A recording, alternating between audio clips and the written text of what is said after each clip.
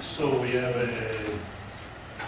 lot of ideas concerning the employment of these quality heuristics. Any still questions?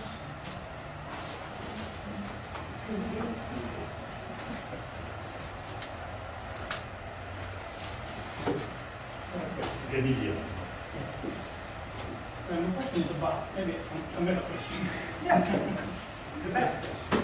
Yeah, I experienced this kind of problem, of course, in economics, especially finance. The problem is, as you pointed out at the beginning, the choice of the variables. The choice of the relevant Yeah. variables, because which is different from what happens in physics, for instance. And it is unfair to take into consideration so many factors that can affect the outcome. So sometimes it's so this choice is to destroy the possibility to generate more.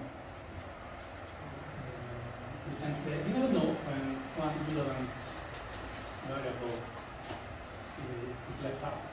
Yes. So that instead of in physics, you can avoid this kind of problem in a certain sense. So you can rely on perhaps quite often, not always. So you can specify a smaller domain where this kind of law can be taken as granted. And that's a problem for economics. It is a problem if we continue to try to imitate first. Yeah, that's another problem. Because maybe it's the problem of neoclassical economics. Yeah. So if we are trying to transfer It's the whole program of that physics into economics and finance situations, it doesn't work. With brilliant results. Yeah, so maybe So the question is heuristics maybe they can help us to generate different models. So yes, I think so. so in the sense that instead of relying on a given theory, like the classical theory, so we are trying to fit all the data, all the information into the actions of the theory. You can avoid this kind of problem when you're starting from the bottom. Yeah, in a sense, this is what I think. I mean, this idea of in the book of epistemic economics is that this revision or addition. I mean, I don't want to say that there are no problems that can be modeled in the traditional apparatus, but they are less and less, because it's like economics is forgetting that all the if and if under which the traditional model works. And you need the normal distribution of this and that, and you need the comparable products, and you need competition, and you don't have differentiation, blah, blah, blah. So, yeah, if you have this condition, where are they? Some. Maybe. Two spades and some other consonant. That's it. It's fine. But in most of the problem, we need different models. So, yeah, I would go with this. The problem is that we don't have macro implication on the functioning of economics with different assumptions. So with players that, for example, are innovative. Well, we had Schumpeter where the entrepreneur that innovated. But then this is a line that has not been kept alive. Okay. now, mostly in the last 20 years, you know, all the financial classic modeling came back to dominate. And these are all based on the traditional hypotheses, as you said. Yeah. So the work of developing implication of how, of policy implication, political economy implication, that are not based on the theorem of the classical economics, yes, this is something that is not my head, because this is not really done. There is a number of things that are done using behavioral economics, which is even worse. You know, it's like saying, let's suppose that people are stupid. Okay. Yeah. Okay, and have policies that take into account that people are stupid. Okay, this is not the way of improving everything. So yeah, but this is important, but it's not very light ahead. Yeah, I mean, I find that it's very complicated to choose variables. In economics projects. I mean, what are the essential variables affecting the outcome? So well, in a sense, I'm proposing some way of deciding which ones are? No, independent from predicting the consequences, the precise consequences. So the logic, well, there would be a lot to say. There are some, but there is a logic of deciding without predicting exactly what the consequences will be. This is what I have. And this is what is done in entrepreneurial action, in discovery action, in exploration. Well, you are exploring. Yeah, so what are you exploring if you want to predict too precisely the action and the outcome? You don't know what the action and the outcome will be. So, however, there are better actions or there are procedures. It's like discovering a proposition, discovering something in nature. So that's why you are suggested to use biology, like an analogy. So it's better to have a biology-driven economics than a physics-driven economics. Well, this is going a long step. It depends, because we had a bunch of things in biology. We had Darwinism, we had natural selection, population ecology, we have Lamarckism, we have exaltation theory, so biology is a big thing. Yeah, but I believe that in your case, we are talking about innovation. Biology is much more variable than physics, because biology has to do a lot. Yeah, it has more to do with it. Yeah. So it's a richer, so I like it. I find that it will be a richer metaphor, but we don't need to stick with the metaphor. Well, okay, we have a complex, a psychological complex, so we need to be some else. Biology. Well, if not physics, let's be like biology. Well, why not be like social science? I don't know why we should be. Because maybe perhaps it's more the real similarity, I think, is medicine. Yeah. Donald, it's medicine. Engineering. I mean, it would be an improvement, a big improvement for social organization, economic science, to perform as medicine or as engineering. We are not there. No. We forget about physics. Let's be as good as engineering in having the building to stay up and be robust if the earthquake comes and not crash, which is what happened. That will be already. Let's be able to be a good physician. Yeah, there are a lot of variables that affect our body and health.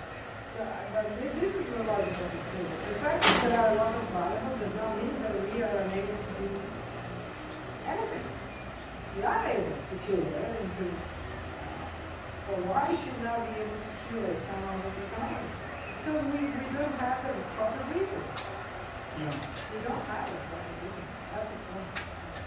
Yeah, I mean, there are some open problems in economics that I think that philosophy is more important for economics now than physics because in some sense an economist needs philosophy to improve his models. I think of but perhaps it's not more complex than the human being and body. It's not more complex. Yeah. But maybe in medicine we know what is the proper status for the organism. But in economics we don't know. Oh, we do. We do. There are a number of possible parameters which are not objective in medicine, as they are not really objective. Yeah. There is some methodological decision. But the normal level of iron, of the substance in the body, you could develop them along for firm or states. Perfect economical status for responsible. No, there is no perfection, but for example, we now use only the PIL or gross national products. This is not that clever. So we have one thing, it's like you should not have the fever. Okay. In fact, there are a number of all this, for example, your economists, all the economists, C2Cs and all this working on the enlarging, on the happiness, welfare index. Okay, let's work on the index. So this is like producing the human body health. So let's talk about health. That will be an interesting improvement. I do the heuristics for, rather than talking about profit, cost, pill, etc., or indefinite growth. Let's talk about health. Well, that's an interesting operationalization. Yeah, I will go with that.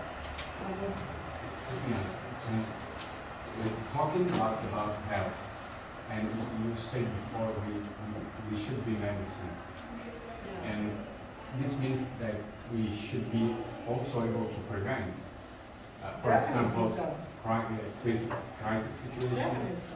I would like to know if you have your intuitive theory about that crisis situation, because we have accumulated so many knowledge and knowledge about, for example, we have had antecedents of crisis, the big crisis in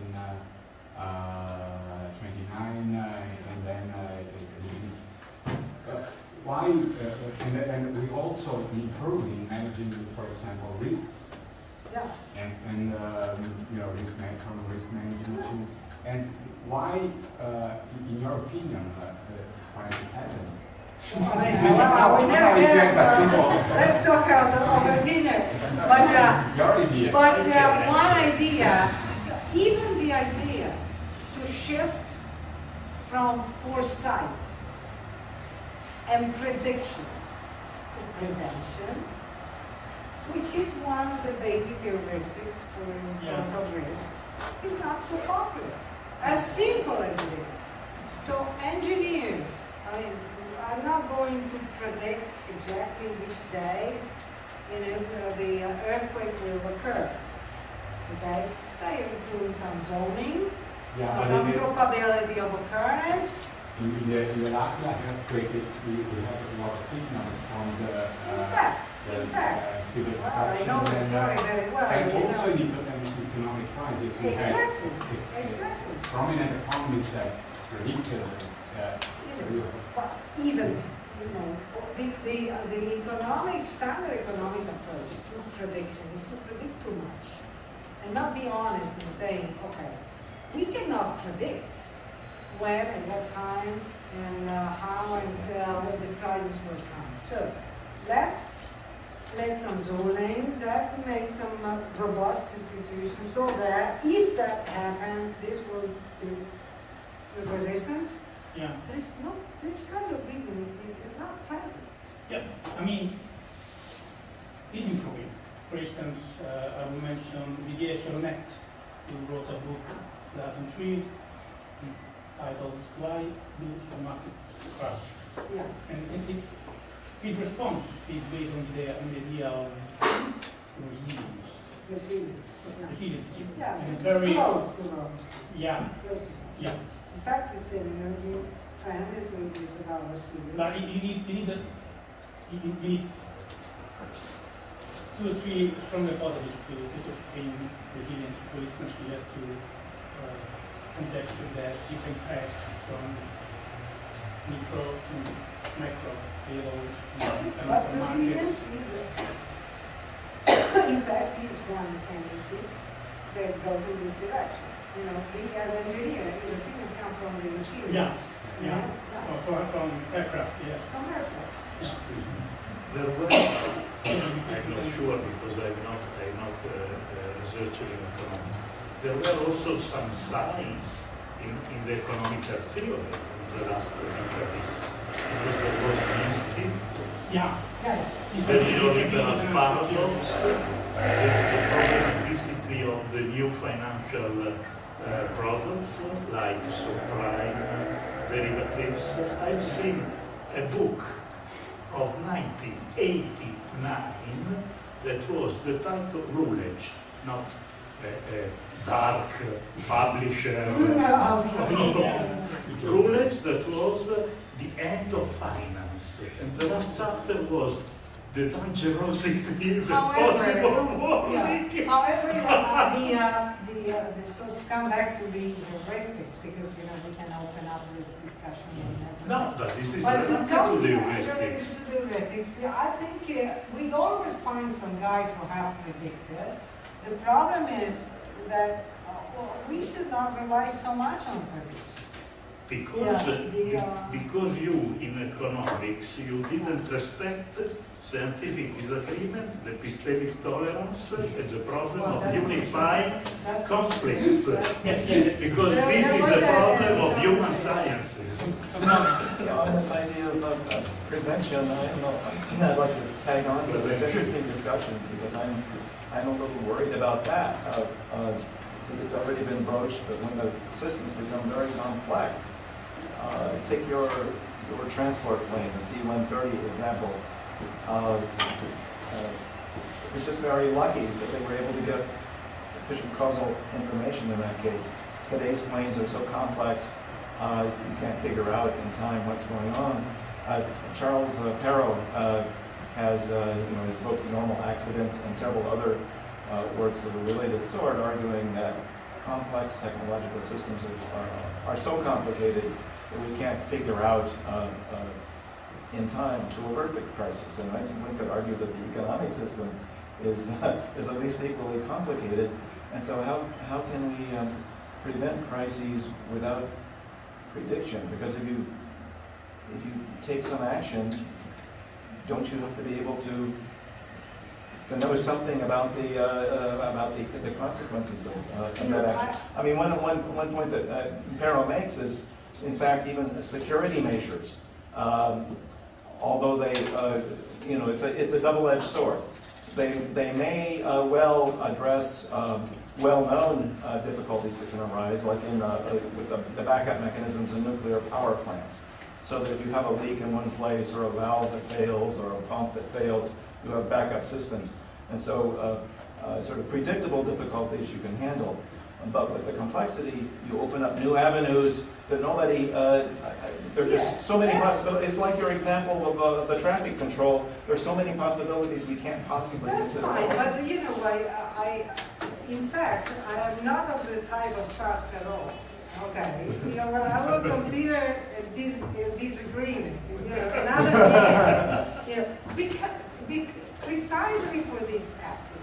So, stressing how we cannot, how things are complex, how we cannot be perfect, how things might go out of control.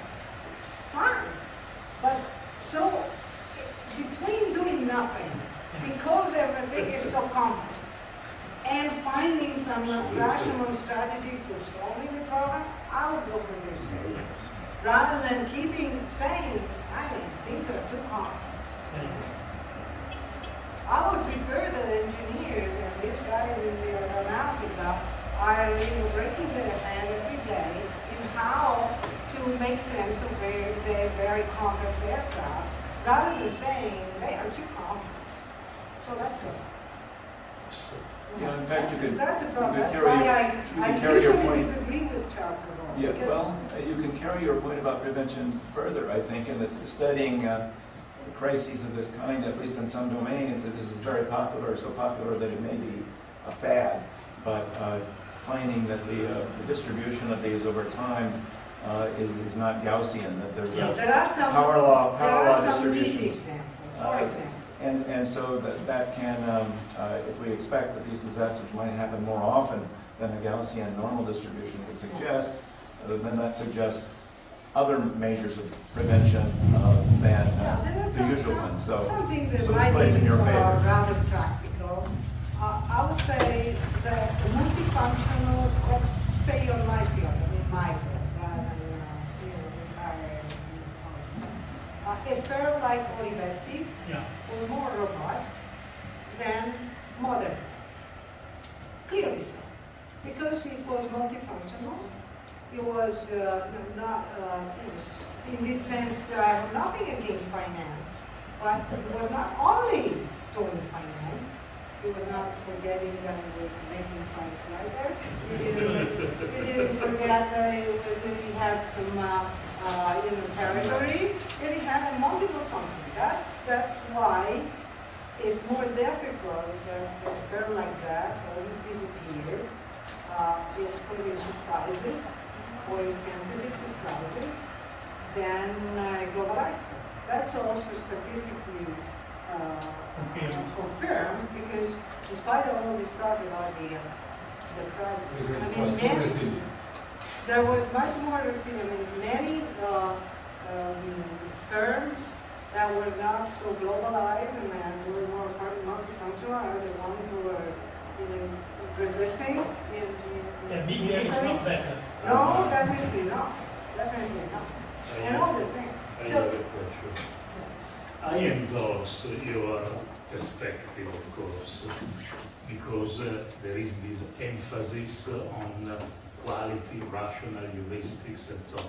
But provocation, don't you think that in this case there is a kind of resurrection of an ideal rational agent, that in this case it is an agent that is particularly rich in capacity to innovate and so on. But economy, unfortunately, is not like the scientific community.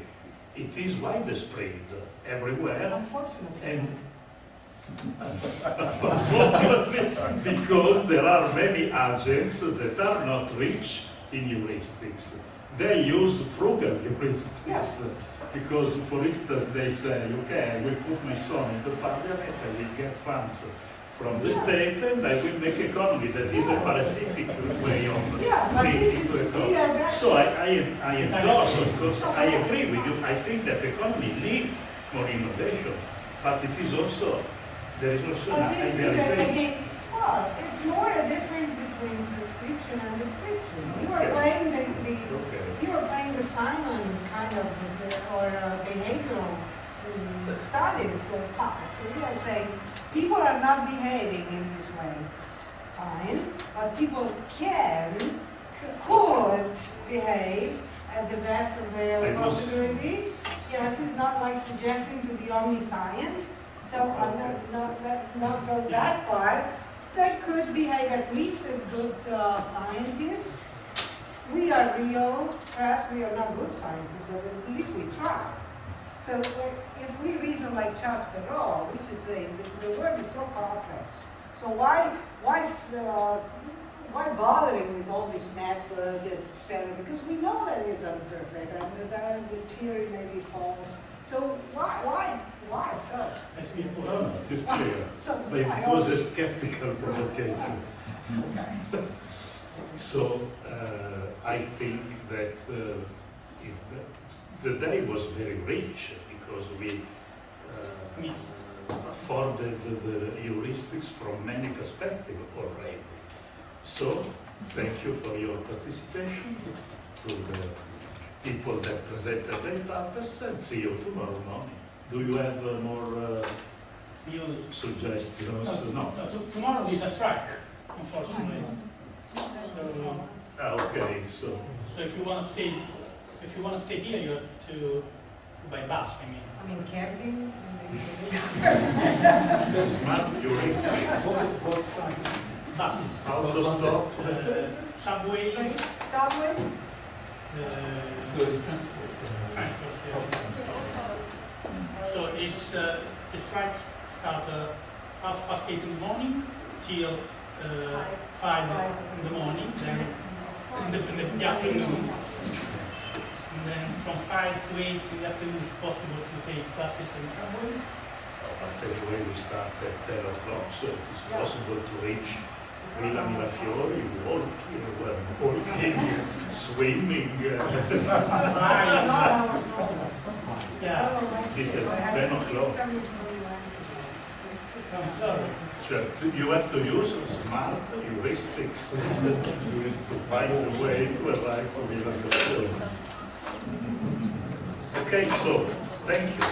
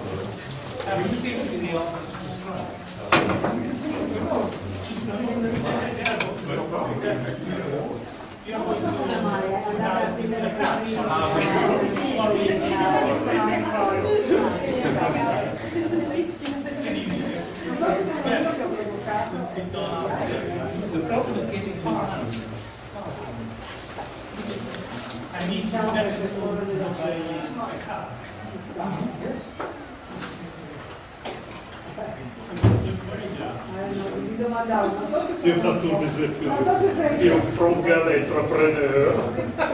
Non so chi ha provocato